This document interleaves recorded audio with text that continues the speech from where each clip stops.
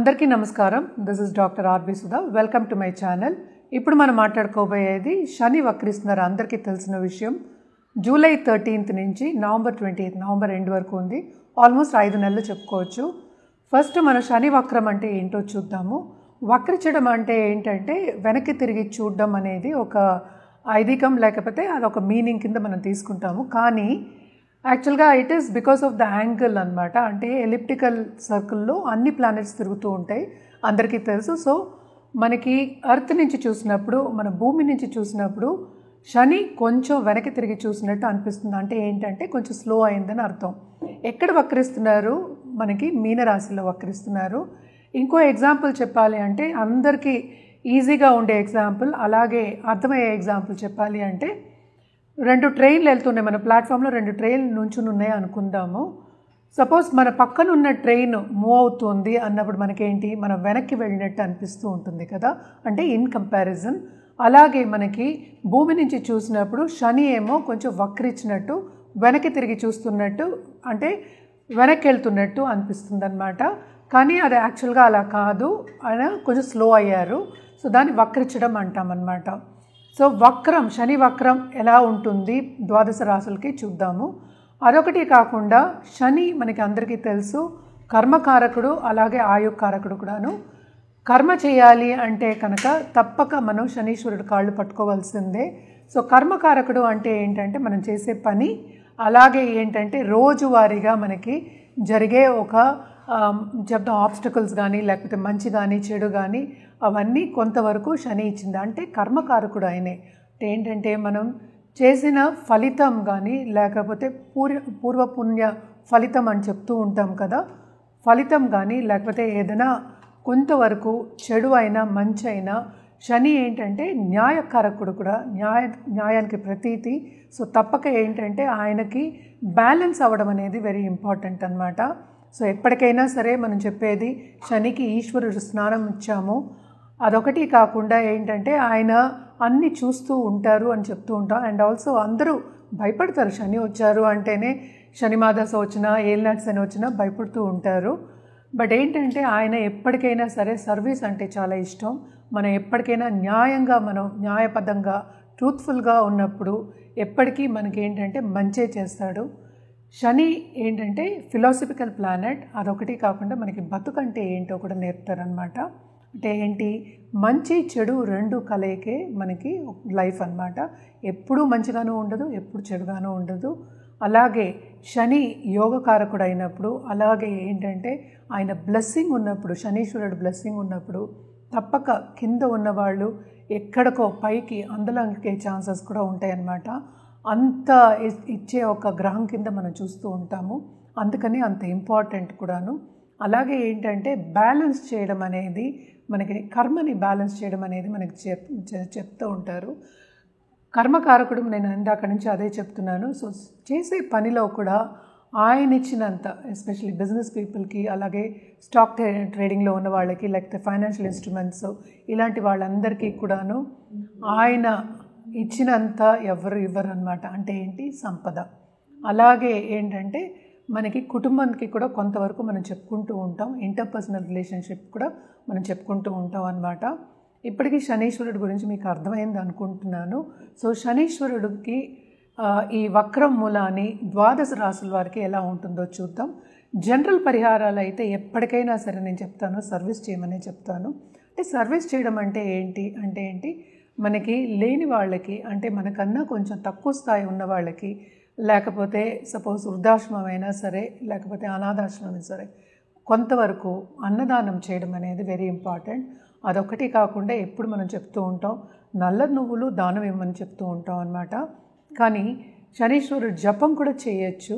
ఇప్పుడు మనం నెక్స్ట్ చూడవలసింది ఏంటంటే ఏలినాటి శని ఎవరెవరికి ఉందో చూద్దాం. ఫస్ట్ ఏంటంటే మేషరాశి వాళ్ళకి ఏలినాటి శని ఉంది, అలాగే మీనరాశి వాళ్ళకి ఏలినాటి శని, ఎందుకంటే వక్రం కూడా ఇక్కడే జరుగుతుందన్నమాట.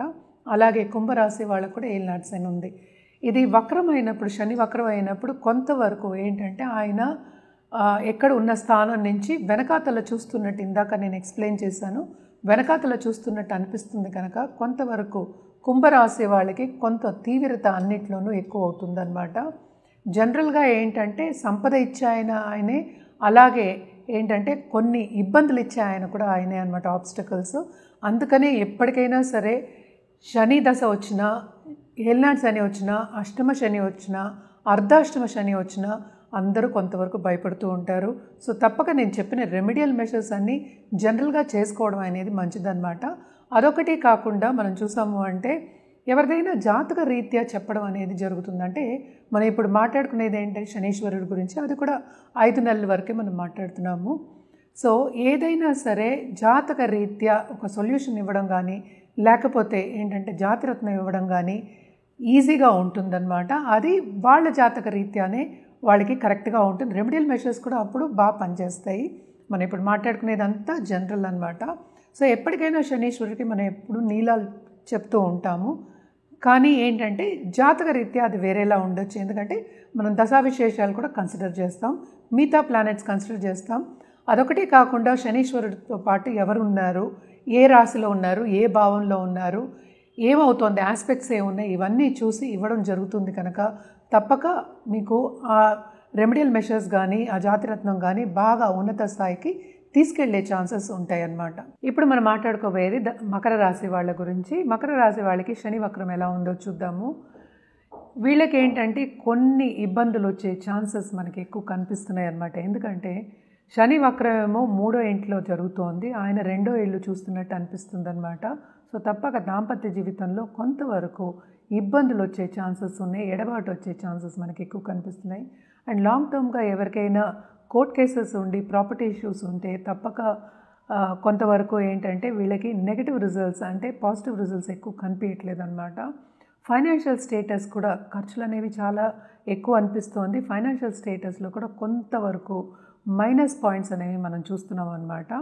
అండ్ ఆల్సో కొత్తగా పెళ్ళైన వాళ్ళు, అలాగే దాంపత్య జీవితం కొంతవరకు ఎంజాయ్ చేసేవాళ్ళు, ఎస్పెషలీ మకర రాశి వాళ్ళు ప్రాబ్లమ్స్ వచ్చే ఛాన్సెస్ మనకి కనిపిస్తున్నాయి, ఎడబాటు వచ్చే ఛాన్సెస్ కనిపిస్తున్నాయి, కోర్ట్ కేసెస్ అయ్యే ఛాన్సెస్ కూడా మనకి ఎక్కువ కనిపిస్తున్నాయి అన్నమాట. అలాగే ఫ్రెండ్స్ అంటే దూరపు చుట్టాలు కానీ ఫ్రెండ్స్ కానీ వాళ్ళతో సన్నిహితంగా ఉందామనుకున్నా కూడా కొంతవరకు వీళ్ళకి ఏంటంటే ఎడబాటు రావడం కానీ, అలాగే యాంగ్జైటీ ఫీల్ అవ్వడం కానీ, ఎక్కువ ప్రెషర్ ఫీల్ అవ్వడం కానీ మిగతా వాళ్ళ మీద బికాస్ ఆఫ్ చుట్టుపక్కల ఉన్న వాళ్ళ మీద.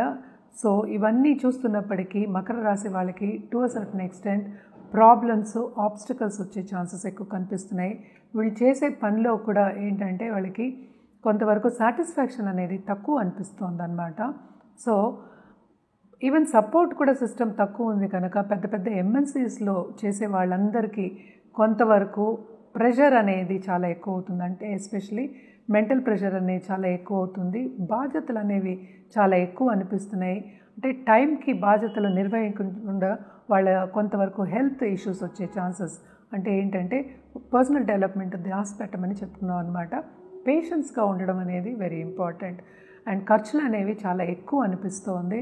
సో కొంతవరకు ఖర్చులు ఎక్కడ పెడుతున్నారో చూసుకోవడం అనేది వెరీ వెరీ ఇంపార్టెంట్. అలాగే కొత్తగా పెళ్ళి కావాలి అనుకున్న వాళ్ళందరికీ కూడా మంచి పాజిటివ్ రిజల్ట్స్ అంతా కనిపించట్లేదు. శ్రమకి తగిన ఫలితం అనేది కొంచెం తక్కువ అనిపిస్తోంది అనమాట. మనం పరిహారాల విషయానికి వస్తే కనుక తప్పక వీళ్ళు శని కాళ్ళు పట్టుకోవడం అనేది వెరీ మంచిదన్నమాట. అంటే ఏం చేయాలి, శని జపం చేసుకోవడం అనేది ఎక్స్ట్రీమ్లీ ఇంపార్టెంట్. అండ్ ఆల్సో శనివారం తప్పక దానం చేయండి, చాలా అది కూడా వెరీ వెరీ ఇంపార్టెంట్. నల్ల నువ్వులు ఒక నల్ల బట్టలో కట్టి ఇస్తే ఎవరికైనా ఇవ్వచ్చు, లేకపోతే శనిగ్రహం దగ్గర కూడా వదిలేయచ్చు. సో తప్పక ఇవన్నీ చేసుకుంటూ ఉంటే కొంతవరకు మీకు ఇంకా బాగుంటుంది. మనం ఇప్పుడు మాట్లాడుకున్నది శనివక్రం గురించే. శనివక్రం కూడా 5 నెలల వరకే ఉందన్నమాట. ఇది మనం మాట్లాడుకునేది షార్ట్ టర్మే. అండ్ జనరల్ రెమెడీస్ కూడా అంటే ఫలితాలు కూడా మనం మాట్లాడుకున్నాము. ఎప్పటికైనా సరే నేను ఎప్పుడు చెప్పేది ఏంటంటే జాతక రీత్యా ఏదైనా పరిహారం ఇచ్చినప్పుడు, లేకపోతే ఒక జాతిరత్నం ఇచ్చినప్పుడు ఇట్ ఈస్ ఆల్వేస్ బెటర్. అంటే ఏంటి, మీ జాతక రీత్యా ఇవ్వడం అనేది జరుగుతుంది కనుక తప్పక ఏంటంటే మమ్మల్ని సంప్రదిస్తే అన్ని వివరాలు చెప్పడం అనేది జరుగుతుంది. అదొకటి కాకుండా మనం సర్టిఫైడ్ జెమ్సే ఇస్తాము. అండ్ జెమ్మాలజిస్ట్ చెప్పిన జెమ్సే మనం ఇస్తాం అనమాట. ఎందుకంటే జెమ్స్ అనేవి ఏంటంటే అది సరిగా మీకు పడింది అంటే ఎక్కడికో అందులోనికి తీసుకెళ్ళిపోతుంది. అదొకటే కాకుండా అది రివర్స్ కూడా అయ్యే ఛాన్సెస్ ఉంటాయి. అలాగే పరిహారాల విషయాన్ని కూడా పరిహారం మనం కరెక్ట్ పరిహారం ఎప్పటికైనా మీ జాతక రీత్యా ఇవ్వడం జరిగి మీకు అది పడింది అంటే ఏంటి, అది కరెక్ట్గా పరిహారం చేస్తే కనుక బాగా ఉన్నత స్థాయికి వచ్చే ఛాన్సెస్ ఉన్నాయి కనుక తప్పక సంప్రదిస్తే అన్ని వివరాలు చెప్పడం జరుగుతుంది. ఎప్పటికైనా జాతకం పరిశీలించుకుని రెమెడియల్ మెషర్స్ చేయడం అనేది మంచిది.